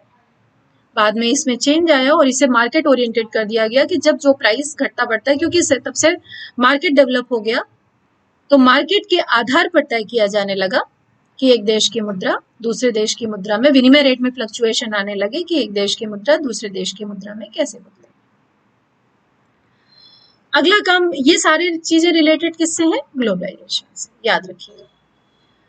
मार्च 1993 में चालू खाते की परिवर्तनीयता की ओर बहुत बड़ा कदम उठाया गया। अभी आपको बताया चालू खाते की परिवर्तनीयता क्या है। अगला काम क्या किया गया कि भारतीय अर्थव्यवस्था को, इंडियन इकोनॉमी को ग्लोबल लेवल पर कॉम्पीट करने के लिए जो सीमा शुल्क था, कस्टम ड्यूटी थी, उसको बहुत ज्यादा चेंज किया और 250% से घटा करके उसे 2002-03 के बजट में 30%। कस्टम ड्यूटी बहुत ज्यादा घटा दी जिससे कंपटीशन डेवलप हो सके, क्योंकि सीमा शुल्क अगर संशोधित होता है टैक्सेशन सिस्टम अभी आपने नहीं पढ़ा है तो शायद ये बात अभी आपको समझ में नहीं आएगी। इसके साथ ही एक आयात निर्यात नीति, क्योंकि अगर आप ये ध्यान दीजिए तो सारा फोकस एक ही बात पर है कि बैलेंस ऑफ पेमेंट किसी तरह से सुधरे, जो बहुत बुरी स्थिति में था। तो इंडस्ट्रियल पॉलिसी के साथ साथ 92-97 में एक एक्सपोर्ट इंपोर्ट पॉलिसी भी लाई गई, ग्लोबलाइजेशन को मीट आउट करने के लिए। और इसका उद्देश्य जो था वो क्या था कि वैश्वीकरण के लिए देश जो है वो एक स्ट्रक्चरल बेस तैयार कर सके। इसके साथ साथ जो इंपोर्ट और एक्सपोर्ट हैं उनको सिंपल बनाया जाए जिससे उसे हेल्प हो सके, उसके लिए ये पॉलिसी लाई। इसमें विदेशी व्यापार और बाजार की जो शक्तियां थी उन पर जितने प्रतिबंध थे सब हटा लिए। तो इन पूरी चीजों से आपको एक बात बिल्कुल क्लियर समझ में आ रही होगी कि सारा फोकस किस बात पर था। सारा फोकस एक ही बात पर था कि देश जो है वो ग्लोबलाइजेशन की स्थिति से जुड़ सके। फिर 2002 में एक और आयात निर्यात नीति जिसे एग्जिम नीति कहा जाता है उसकी घोषणा की गई, जिसमें और सरल उसको सिंपल बना दिया गया। फिर क्या किया गया, विदेशी प्रतियोगिताओं को सामना करने के लिए सरकार ने क्या किया, अंतरराष्ट्रीय व्यापार में भारत को स्टैंड करने के लिए बहुत सारे कदम उठाए। तकनीकें बढ़ाने के लिए बहुत सारे कदम उठाए, जिसमें जो बहुत हाई प्रायोरिटी के उद्योग थे उनको विदेशी तकनीकी सहायता देना और निजी उद्यमियों के द्वारा विदेशी तकनीक को बाहर से इंपोर्ट करने की पूरी आजादी दे दी गई कि कोई भी अगर चाहे तो वो बाहर से टेक्निक को इंपोर्ट कर सकता है। मॉडर्नाइजेशन को सपोर्ट करने के लिए क्या किया गया, आधुनिक तकनीकों को उद्योगों में जोड़ा गया। भारतीय उद्योगों में क्या किया, टेक्निकली उनको आगे बढ़ाने के लिए, टेक्निकली उनको इम्प्रूव करने के लिए सरकार ने तमाम सारे जो बैरियर्स थे वो हटा लिए। निजी उद्यमी क्या कर सकते थे कि जो अपने डिसीजन है, अपने एग्रीमेंट के शर्तें अपनी लागू करने के लिए फ्री थे, सरकार का कोई इंटरफेरेंस नहीं था उसमें। अगला काम क्या किया गया कि जो निजी उद्यमी अगर कोई शोध केंद्र स्थापित करना चाहते हैं उनके लिए उसको सरकार बहुत सारी छूट देती थी, बहुत सारी रियायतें देती थी। उसके अलावा जो सार्वजनिक क्षेत्र की बीमार इकाइयां थी, जहां जिनकी प्रोडक्टिविटी बहुत ही खराब थी, उनको फिर से जीवित करने और उनको मॉडर्नाइज करने की कोशिश इस पॉलिसी के अंतर्गत की गई। और फिर साथ में ये भी जोड़ दिया गया कि अगर फिर भी वो सरवाइव नहीं कर पाते तो उनको बंद कर दिया जाए। इसके बाद जल्दी से हम देख लेते हैं कि इस पॉलिसी के आने के बाद 8th प्लान में क्या क्या किया गया। 8th प्लान में जो औद्योगिक स्थिति थी उसकी क्या भूमिका रही, क्या जो औद्योगिक नीति आई उसके बैकग्राउंड में औद्योगिक विकास कैसा हुआ। तो चूंकि 8th प्लान वो प्लान था जो आपको याद होगा कि 90s तक 7वीं योजना चली थी, उसके बाद एक एक साल के 2 प्लान और आए 91 में और 92 में, बीच में ये 2 साल का गैप था, एक एक साल की योजनाएं थी। और 92 से 97 तक 8th प्लान चला, जो कि शुरुआत थी किसकी, लिबरलाइजेशन और ग्लोबलाइजेशन की। वही सारी चीजें इसके अंतर्गत शामिल की गई। जो इम्पैक्ट देखने में आता है इंडस्ट्रियल पॉलिसी का, जो औद्योगिक नीति 1991 है, वो दिखता है लगभग 10वें प्लान में जाके, जहां पर तेजी से डेवलपमेंट होता है और तेजी से जो औद्योगिक उत्पादन है वो बढ़ता है। तो इसमें बहुत सारी वही चीजें इंक्लूड की गई जो औद्योगिक नीति के अंतर्गत कही गई थी। ये जो 8th प्लान है उसमें जो ये इकोनॉमिक डेवलपमेंट है, इसको नरसिंहा राव के नाम पर राव मनमोहन मॉडल के रूप में जाना जाता है। इसमें जो टारगेट था इस योजना में वो 5.6% का था, लेकिन काफी ज्यादा ग्रोथ रेट अचीव हुई, लगभग 6.7। जल्दी से 9th प्लान भी देख लेते हैं। इसमें फोकस रखा गया 9th प्लान में औद्योगिक विकास के लिए ऐसे उद्योगों पर जो खनन क्षेत्र से, माइनिंग से जुड़े हुए थे। कुछ स्पेसिफिक कदम इसमें उठाए गए थे। जो बीमार सार्वजनिक क्षेत्र के उद्योग थे उनको फिर से जीवित करने के लिए, उसमें मॉडर्नाइज करने के लिए उनको, जिससे टेक्निकली ये इम्प्रूव हो सके और इनके उत्पादन बढ़ सके। खास बात, पहली बार ऐसा हुआ कि नॉर्थ ईस्ट के जो स्टेट्स थे उन पर फोकस किया गया। नॉर्थ ईस्ट के जो स्टेट्स हैं उनमें ये इस तरह की कोशिश की गई, इनके लिए विशेष पैकेज लाए गए कि इसमें जो इंडस्ट्रियल सेक्टर है वो डेवलप हो सके। उसके बाद जो 10वीं योजना आई, 10वीं योजना में जो उद्योग और सेवाएं हैं उसका टारगेट जो था वो 10% का था, जो पूरी तरह से तो प्राप्त नहीं हो पाया, लेकिन इतना खराब भी नहीं था। जो वृद्धि थी, वार्षिक वृद्धि दर, वो ठीक थी। 9वीं योजना में जहां वो 4.5% थी, वो 10वीं योजना में 8% हो गई। टारगेट जरूर 10% का था, वो नहीं मिला, लेकिन 8% वृद्धि कम से कम पिछली योजना की तुलना में, जो नवी योजना थी उसकी तुलना में, तो ये बढ़ा ही इसमें, इसलिए इसको अच्छा माना जाता है। जो मैन्युफैक्चरिंग सेक्टर है, मैन्युफैक्चरिंग सेक्टर में जो टारगेट था वो 3.8% का था 9th योजना में, जो 10वीं योजना में बढ़कर 8.7%। इसके बाद जो अगली इंपॉर्टेंट बात थी वो ये थी कि मैन्युफैक्चरिंग सेक्टर में जो ग्रोथ थी, इंडस्ट्रियल ग्रोथ, वो सबसे ज्यादा रही है इस योजना में, 12%। इतनी बड़ी ग्रोथ जो है वो इंडस्ट्रियल सेक्टर में कभी अचीव नहीं हो पाई। इससे पहले 11% के आसपास रही थी, लेकिन इससे इतनी बड़ी ग्रोथ कभी नहीं। जो ग्रॉस कैपिटल फॉर्मेशन है वो भी काफी तेजी से बढ़ा, 13% लगभग बढ़ा। इसके अलावा जो मैन्युफैक्चरिंग सेक्टर है उसमें जो ग्रॉस कैपिटल फॉर्मेशन है वो भी बढ़ करके, जो 9वीं योजना थी उसमें जहां पर वो केवल 3.8% थी, वो बढ़ करके ग्रोथ रेट 10.9%। एक पाइपलाइन परियोजना चलाई गई 10वीं योजना में, जिसमें लगातार वृद्धि हुई, और नवी पंचवर्षीय योजना में जहां 6% की टोटल वृद्धि थी, वहां 10वीं योजना में ये लगभग 19% दर्ज की गई। तो इसमें इंजीनियरिंग के सामानों में काफी तेजी से वृद्धि हुई, मोबाइल के पुर्जों में काफी तेजी से वृद्धि हुई, दवाओं में काफी तेजी से वृद्धि हुई, लगभग 23% की वृद्धि हुई। ये सारी चीजें बढ़ने से जो 10वीं योजना है उसका टारगेट काफी अच्छा है। आधारभूत उद्योगों में भी काफी तेजी से वृद्धि हुई। 11वीं योजना देख लेते हैं। 11वीं योजना में जो औद्योगिक क्षेत्र के लिए 40% प्रतिवर्ष और मैन्युफैक्चरिंग सेक्टर के लिए, दोनों में अंतर है, मेरे ख्याल से आप समझते होंगे इस बात को। मैन्युफैक्चरिंग सेक्टर और औद्योगिक क्षेत्र दोनों में थोड़ा सा फर्क होता है। मैन्युफैक्चरिंग सेक्टर में केवल वो इंडस्ट्रीज आती हैं जिसमें जो बेस्ड हैं पूरे के पूरे, केवल जो इंटरमीडिएट इसका काम करती हैं, यूं समझ सकते हैं आप, इंटरमीडिएट जिसमें एक उद्योग का उत्पादन दूसरे उद्योग में लगता है, यानी जो रॉ मटेरियल यूज होता है वो किसी इंडस्ट्री का प्रोडक्ट होता है, उनको विनिर्माण क्षेत्र कहते हैं।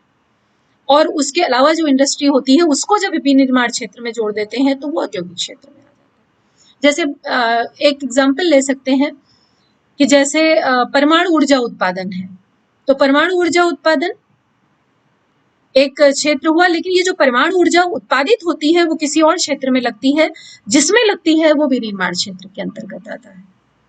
तो टोटल यानी औद्योगिक क्षेत्र का दायरा बड़ा है, विनिर्माण क्षेत्र उसके अंतर्गत आता है।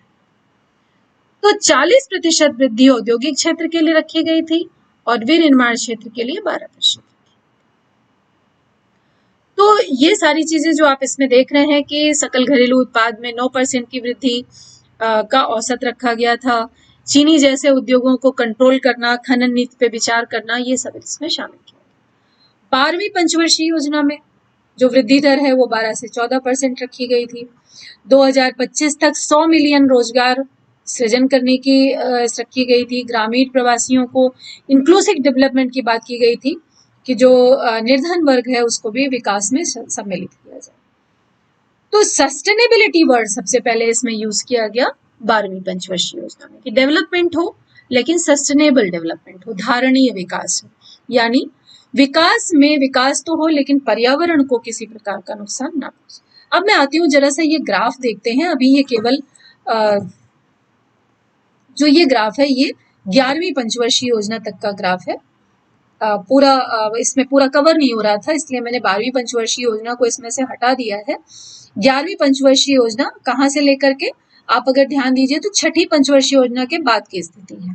अगर ये इंडस्ट्रियल प्रोडक्शन का पूरी स्थिति आप देखें तो इसमें एक स्थिति यहाँ पर ये दिख रही है कब, 1991-92 की, बहुत बड़ा डिप है यहाँ पर, यानी औद्योगिक विकास की जो दर है वो बहुत तेजी से गिरी थी, इसीलिए तो बहुत चिंताजनक बात थी। और जब 1991 में नई आर्थिक नीति, नई औद्योगिक नीति, नए सुधार लागू किए गए तो यहाँ से ये बहुत तेजी से बढ़ी अगले 3-4 सालों में।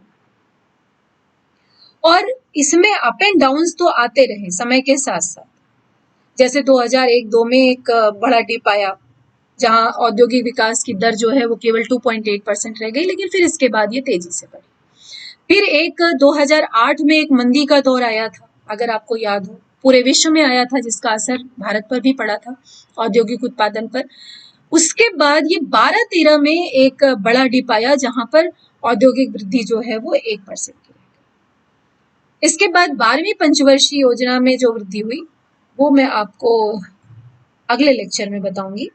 साथ ही मैं आपको बताऊंगी डिसइन्वेस्टमेंट और डिसइन्वेस्टमेंट पॉलिसीज। इसके अलावा कुछ विशेष अंतर अगर मुझे दिखाई दिए तो मैं आपको, हाँ, ये 2 चीजें मैं आपको बताना चाहती हूँ। तो इसमें नई जो आर्थिक नीति आई, इसको बता के ही खत्म करती हूँ। जो ये नई आर्थिक नीति आई, इसमें 2 तरह के उद्योग की बात की गई। एक सनराइज, कभी हो सकता है आपके सामने क्वेश्चन में ये नाम आए, तो इनको ध्यान रखिएगा, sunrise industries and Footloose industry. तो पहले देखते हैं ये सनराइज इंडस्ट्रीज क्या थी। सनराइज इंडस्ट्रीज वो इंडस्ट्रीज हैं जो नवोदित क्षेत्र है, बिल्कुल नई इंडस्ट्रीज हैं, है ना, और जिनके ग्रो करने की बहुत ज्यादा, जैसे जिनको आज स्टार्टअप का नाम दिया जा रहा है। तो सनराइज उद्योग वो उद्योग थे, या ये वो उद्योग हैं जो अभी नए नए शुरू हुए हैं, लेकिन इनको पावरफुल बनने की बहुत ज्यादा संभावनाएं हैं, भविष्य में हो सकता है इनमें तेज वृद्धि हो। ऐसे उद्योगों को सनराइज उद्योगों में रखा गया। सनराइज उद्योगों में अल्पावधि में कह सकते हैं जो बैंकिंग सेक्टर है, जो फाइनेंस सेक्टर है, रिटेल सेक्टर है, हेल्थ सेक्टर है, जो मनोरंजन क्षेत्र है ना, ये सारे के सारे सनराइज उद्योग के अंतर्गत रखे गए। एक और सेक्टर इसमें रखा जाता है वो है आतिथ्य क्षेत्र, है ना, होस्ट करना, जो बाहर से विदेशी लोग आते हैं उनको होस्ट करना। तो ये सारे उड्डयन क्षेत्र है, ये सारे जो प्राइवेट इंडस्ट्रीज हैं जो उड्डयन क्षेत्र में है उनको इसमें रखना।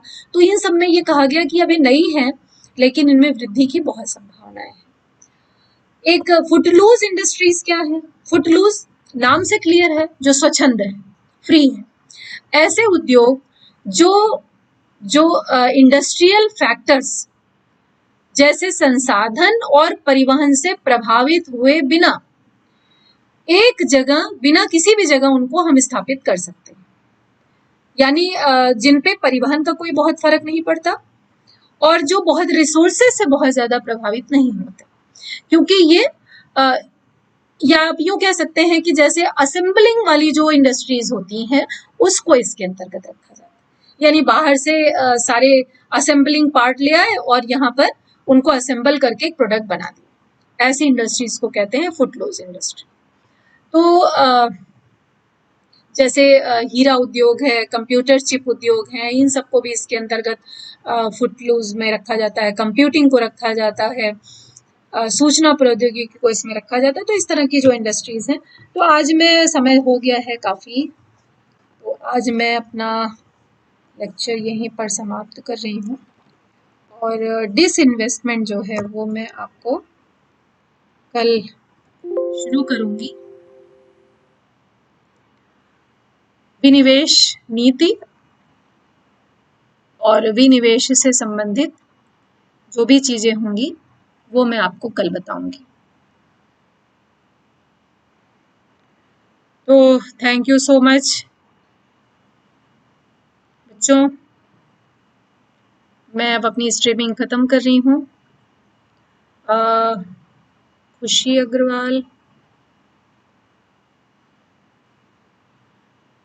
खुशी, हाँ पीपीटी में शेयर करूंगी बेटे। अभी एक बार पूरा इंडस्ट्रियल पॉलिसी एक बार पूरी खत्म हो जाए तो मैं सारी पीपीटी चूंकि एक साथ बनी होती हैं तो मैं इसे शेयर कर दूंगी।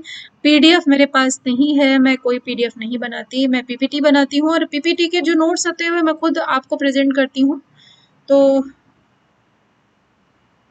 मेंस के क्वेश्चन में मोहम्मद तालिब मैं जरूर डिस्कस करूंगी बच्चे।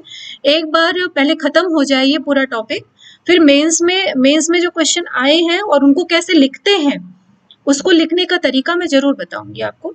एक बार पूरा टॉपिक खत्म हो जाए क्योंकि इंडस्ट्रियल सेक्टर काफी बड़ा है। हाँ मेंस के क्वेश्चन में जरूर डिस्क्राइब करूंगी। राजवती एकेडमी जरूर डिस्क्राइब करूंगी।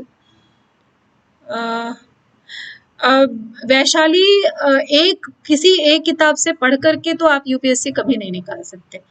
मैंने पहले भी बहुत बार कहा है कि केवल एनसीईआरटी, केवल रमेश शर्मा, केवल सुनील वर्मा या केवल मिश्रापुरी, केवल दत्त सुंदरम पढ़ करके इंडियन इकोनॉमी नहीं, कोई भी है ना, ये बहुत मुश्किल है। सबको मिक्स करके ही आपको नोट्स बनाना होता है।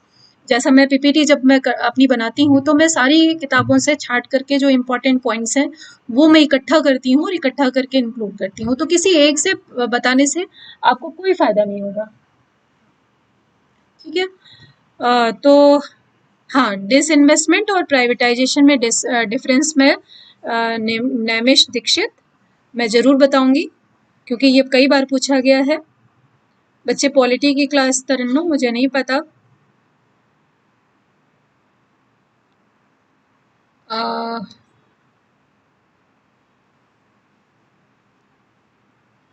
मैं इन्हीं वीडियोस के लिंक में शेयर कर दूंगी जो पीपीटीज हैं।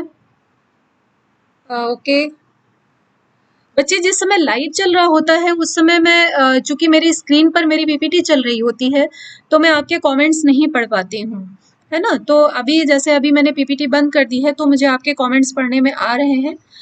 National income, okay, national income मैं बता दूंगी। हालांकि इस पे एक लेक्चर हो चुका है नेशनल इनकम और उसके डिफरेंट पार्ट्स पर।